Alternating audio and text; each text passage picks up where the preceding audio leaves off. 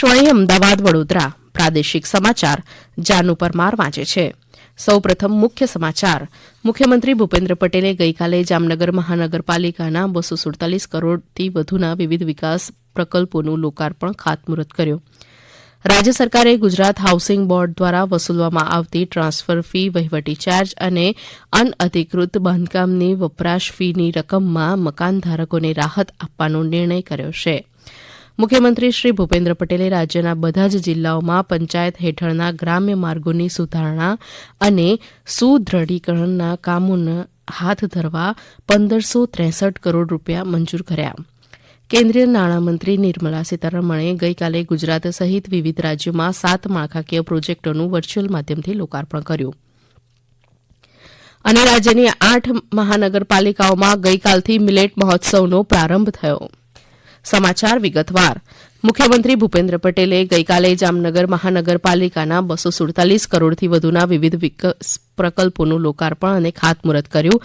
આ પ્રકલ્પોમાં water treatment plant, drainage pumping station, railway overbridge, filter plant સહિતના 22 વિકાસ કામોનો સમાવેશ થાય છે. આ સાથે શ્રી પટેલે પોલીસ ક્રેડિટ ગ્રાઉન્ડ, જિલ્લા રમતગમત સંકુલ તથા વોકિંગ રનિંગ ટ્રેકનું લોકાર્પણ કર્યું. આ સંકુલ અને મેદાન જામનગર જિલ્લાના ખેલાડીઓને તેમની પ્રતિભા વિકસાવવામાં મદદરૂપ બનશે. મુખ્યમંત્રીએ આ પ્રસંગે ટોસ ઉછાળીને મહિલા ક્રિકેટ મેચનો પ્રારંભ કરાવ્યો હતો.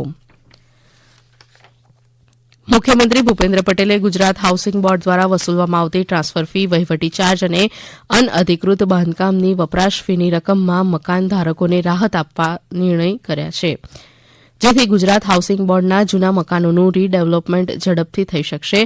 આ નિર્ણયોથી આવા મકાનોના રહેણાંક, માલિકી હક અને દસ્તાવેજના થતા પ્રશ્નો નિવારી શકાશે. માલિકી હક સ્થાપિત નહીં થવાને કારણે ફ્લેટ પ્રકારના મકાનોમાં રીડેવલપમેન્ટ પોલિસીના અમલમાં આવતી સમસ્યાઓ પણ દૂર થશે. મુખ્યમંત્રી સમક્ષ ગુજરાત હાઉસિંગ બોર્ડ દ્વારા વિસ્તૃત પ્રેઝન્ટેશન કરીને પ્રવર્તમાન સ્થિતિની સમીક્ષા આ બેઠકમાં કરવામાં આવી હતી. તદનુસાર હાઉસિંગ બોર્ડના મકાનોમાં ટ્રાન્સફર ફીના કિસ્સામાં મૂળ લાભાર્થી બાદ ઉત્તરોત્તર પાવર ઓફ એટર્નીના આધારે દરેક ટ્રાન્સફર દીઠ લેવાતી ટ્રાન્સફર ફી વન ટાઈમ વસૂલવામાં આવશે.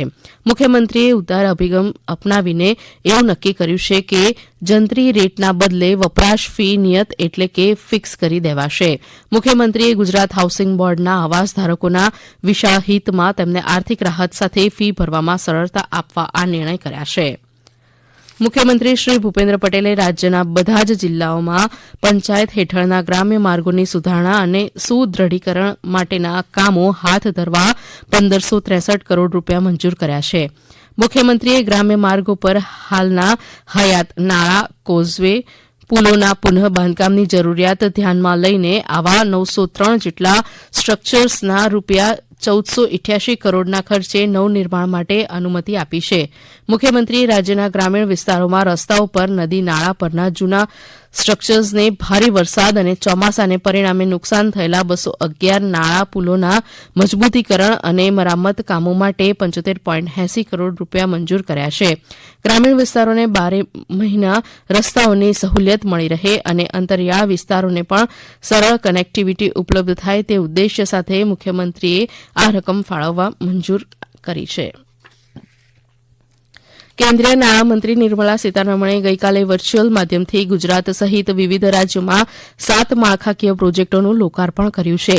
ગુજરાતમાં સુશ્રી સીતારમણે સ્ટેટ બેંક ઓફ ઇન્ડિયાની નવા સ્થાનિક મથકના સંકુલ, એલઆઈસીના આંતરરાષ્ટ્રીય વેપાર કેન્દ્ર સંકુલ અને કેનેરા બેંકના આઈએફએસસી બેન્કિંગ યુનિટનું ગિફ્ટ સિટી ખાતે ઉદઘાટન કર્યું હતું. આ પ્રસંગે સુશ્રી સીતારમણે જણાવ્યું હતું કે આ પ્રોજેક્ટનું આયોજન કરી વિલંબ વિના પૂર્ણ થાય તેની ખાતરી કરવી મહત્વપૂર્ણ છે.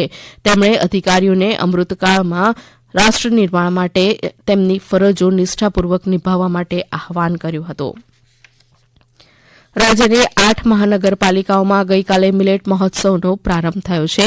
મુખ્યમંત્રી ભૂપેન્દ્ર પટેલે ગઈકાલે જામનગરના જેએમસી ગ્રાઉન્ડ ખાતે મિલેટ્સ એક્સપોને ખુલ્લો મૂક્યો હતો. મુખ્યમંત્રીએ વિવિધ સ્ટોલની મુલાકાત લીધી હતી અને સખી મંડળ તેમજ ખેડૂતો સાથે સંવાદ કરી તેમને પ્રોત્સાહિત કર્યા હતા. ગૃહ રાજ્યમંત્રી હર્ષ સંઘવી તથા સાંસદ પૂનમબેન માડમ સહિતના મહાનુભાવો આ પ્રસંગે ઉપસ્થિત રહ્યા હતા. અમદાવાદના સાબરમતી રિવરફ્રન્ટ ખાતે આરોગ્ય મંત્રી ઋષિકેશ પટેલે મિલેટ આધારિત વિવિધ વસ્તુઓનું પ્રદર્શન ખુલ્લું મૂક્યું છે. ઉપરાંત દરરોજ સાંસ્કૃતિક કાર્યક્રમોનું પણ આયોજન કરાયું છે. વડોદરાના અકોટા સ્ટેડિયમ ખાતે મિલેટ મહોત્સવને ખુલ્લો મૂકતા મેયર પિંકીબેન સોનીએ સૌને જાડા ધાન્ય સમાવિષ્ટ આહાર શૈલી અપનાવવા અનુરોધ કર્યો. આ મિલેટ એક્સપોમાં મિલેટ વાનગીઓનું વેચાણ, સજીવ ખેતી, કુદરતી ખેત પેદાશોનું વેચાણ, હસ્તકમાં સ્ટોમ ઉપરાંત રંગારંગ સાંસ્કૃતિક કાર્યક્રમોનું આયોજન કરાયું છે. રાજકોટ ખાતે આયોજિત મિલેટ એક્સપોમાં બોલતા ધારાસભ્ય દર્શિતાબેન શાહે કહ્યું કે રાજ્ય સરકારે જાડા ધાન્યનું વાવેતર વધે તે માટે બજેટમાં 37 કરોડની વિશેષ જોગવાઈ રહી છે. તેમણે રોજિંદા જીવનમાં જાડા ધાન્યના સમાવેશની અનેક રોગોમાંથી મુક્તિ મળે છે તેમ જણાવતા જાડા ધાન્યને દૈનિક જીવનમાં વણી લેવા અનુરોધ કર્યો. આ પ્રસંગે પ્રાકૃતિક ખેતીનું મહત્વ સમજાવતી તરતી કરે પુકાર નાટિકા રજૂ કરવામાં આવી હતી. સુરતમાં જિલ્લા વિકાસ અધિકારી શિવાની ગોહિલે મિલેટ એક્સપો ખુલ્લો મૂક્યો. આ એક્સપોને સ્નેહા સખી મંડળીની બહેનો સહિત અનેક કારીગરોએ પોતાના ઉત્પાદનો અને પ્રદર્શિત કર્યા હતા. આ પ્રાદેશિક સમાચાર આપ આકાશવાણીના અમદાવાદ વડોદરા કેન્દ્ર પરથી સાંભળી રહ્યા છો. વધુ સમાચાર આપ અમારી વેબસાઇટ newsonair.gov.in/ગુજરાતી પર વાંચી શકશો. રાજ્યના શિક્ષણ મંત્રી અને પંચમહાલના પ્રભારી મંત્રી શ્રી કુબેરભાઈ ડિંડોરના અધ્યક્ષસ્થાને જિલ્લા આયોજન મંડળની બેઠક યોજાઈ હતી. બેઠકમાં પંચમહાલ જિલ્લાના કુલ 1013.78 લાખ રૂપિયાના 712 વિકાસ કામોને મંજૂર કરવામાં આવ્યા. આ ઉપરાંત મંત્રીશ્રી દ્વારા જિલ્લામાં શરૂ ન થયેલા તથા પ્રગતિ હેઠળના તમામ કામોની સંબંધિત અમલીકરણશ્રીઓ સાથે વિગતવાર સમીક્ષા કરવામાં આવી હતી. મંત્રીશ્રીએ પંચમહાલ જિલ્લામાં વિકાસના વિવિધ કાર્યોને સમયસર પૂર્ણ કરવા બદલ જિલ્લા વહીવટીતંત્રને અભિનંદન પાઠવ્યા હતા. જાણીતા ઉદ્યોગપતિ બિલ ગેટ્સે ગઈકાલે સ્ટેચ્યુ ઓફ યુનિટીની મુલાકાત લીધી હતી. બિલ ગેટ્સે સરદાર સાહેબની પ્રતિમાને અદભુત ઇજનેરી કૌશલ્ય ગણાવી તેમને શ્રદ્ધાંજલિ પાઠવી હતી. તેમણે મહિલા સખી મંડળો દ્વારા ચલાવતા વિવિધ સ્ટોલની મુલાકાત લઈ મહિલાઓ સાથે સંવાદ કર્યો હતો અને પ્રધાનમંત્રી મોદીના નેતૃત્વમાં થયેલા આદિવાસી વિકાસ, મહિલા સશક્તિકરણ અને આર્થિક વિકાસની સરાહના કરી હતી. ભાવનગર હરિદ્વાર એક્સપ્રેસ ટ્રેનમાં વધારાના 2 કોચ લગાવવામાં આવશે. મુસાફરોની સુવિધા માટે પશ્ચિમ રેલવે ભાવનગર ડિવિઝનના ભાવનગર ટર્મિનસ સ્ટેશનથી દોડતી ભાવનગર હરિદ્વાર એક્સપ્રેસ ટ્રેનમાં 27 માર્ચ સુધી 1 સ્લીપર અને 1 એસી કોચ લગાવવાનો નિર્ણય લીધો છે. અમદાવાદમાં આગામી 5 માર્ચથી વેસ્ટ ઝોનની સબ જુનિયર બોક્સિંગ ચેમ્પિયનશીપ યોજાશે. આ સ્પર્ધામાં ગુજરાત, મહારાષ્ટ્ર, ગોવા તથા દીવ, દમણ, દાદરાનગર હવેલીના મુક્કેબાજો ભાગ લેશે. ગર્લ્સ અને બોયઝ બંને વિભાગમાં 14 વજન જૂથમાં સ્પર્ધાઓ યોજાશે. આ સ્પર્ધા 7 માર્ચે પૂર્ણ થશે. ગુજરાત માધ્યમિક અને ઉચ્ચતર માધ્યમિક શિક્ષણ બોર્ડ દ્વારા ધોરણ 10 અને ધોરણ 12 સાયન્સ બાદ ધોરણ 12 સામાન્ય પ્રવાહની હોલ ટિકિટ પણ ઓનલાઈન મૂકવામાં આવી છે. શાળાઓએ આ હોલ ટિકિટ ડાઉનલોડ કરી સહી સિક્કા કરી વિદ્યાર્થીઓને આપવાની રહેશે. ઉલ્લેખનીય છે કે આ વર્ષે ધોરણ 12 સામાન્ય પ્રવાહમાં રાજ્યના 4.89 લાખ વિદ્યાર્થીઓ નોંધાયા છે. ઐતિહાસિક પાટણ નગરીના 1279માં સ્થાપના દિવસની ઉજવણી આવતીકાલે કરવામાં આવશે. આ કાર્યક્રમ અંતર્ગત રોજ વીરાંજલી કાર્યક્રમ ઉપરાંત પરંપરાગત રીતે શહેરમાં શોભાયાત્રાનું આયોજન કરાયું છે. તેમજ આ દિવસે રાત્રે રાણીની વાવ સંકુલ ખાતે 2 દિવસીય સાંસ્કૃતિક કાર્યક્રમો આયોજિત કરાયા છે. જ્યારે સાંસ્કૃતિક મંડળ પાટણના ઉપક્રમે સવારે હેરિટેજ વોકનું પણ આયોજન કરવામાં આવ્યું છે. રાજપૂત સમાજ દ્વારા આવતીકાલે MN હાઈસ્કૂલ નજીક વીરાંજલી કાર્યક્રમ યોજાશે. ત્યારબાદ બપોરે 2 વાગે પ્રાચીન કાલિકા મંદિર ખાતેથી વાજતે ગાજતે ભવ્ય શોભાયાત્રા નીકળશે. શોભાયાત્રામાં વિવિધ ટેબ્લો યોજાશે તેમજ પાટણના નગરજનો, વિવિધ સમાજના આગેવાનો, વેપારીઓ, રાજકીય અગ્રણીઓ, નગરપાલિકાના પ્રમુખ અને કોર્પોરેટો તેમજ રાજવી પરિવારની વિવિધ સંસ્થાઓ જોડાશે.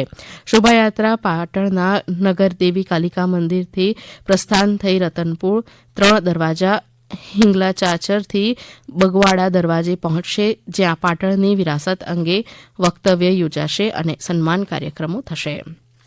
ખેડૂતોએ પકવેલા પાકનું સારું મૂલ્ય મળે તે માટે સરકાર દ્વારા ટેકાના ભાવે ખરીદી કરવામાં આવે છે, જેના ભાગરૂપે સરકાર દ્વારા ખરીફ રવિ પાક ઘઉં, મકાઈ, બાજરી, જુવાર, હાઇબ્રિડ જુવાર માલદંડી માટે ટેકાનો ભાવ જાહેર કરવામાં આવે છે, જેમાં ઘઉંના પ્રતિમળ ₹455, મકાઈ ₹410 પ્રતિમળ, બાજરી ₹500 પ્રતિમળ ટેકાનો ભાવ જાહેર કરવામાં આવેલ છે. જે ખેડૂતોએ ટેકાના ભાવે ઘઉં આપવા માંગતા હોય તેવા તમામ ખેડૂતોએ 31મી માર્ચ 2024 સુધી ગ્રામ્ય કક્ષાએ ઈ-ધારા કેન્દ્રો ખાતે VCE મારફતે રજીસ્ટ્રેશન ફરજિયાત કરવાનું રહેશે, અને જે માટે મહીસાગર જિલ્લા ખેતીવાડી અધિકારી JR પટેલે અનુરોધ કર્યો છે.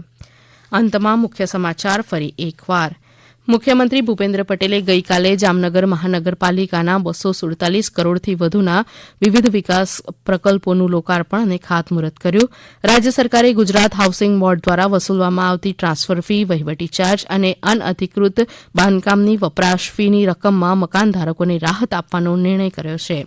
આકાશવાણી અમદાવાદ વડોદરા કેન્દ્ર પરથી પ્રાદેશિક સમાચાર પૂરા થયા.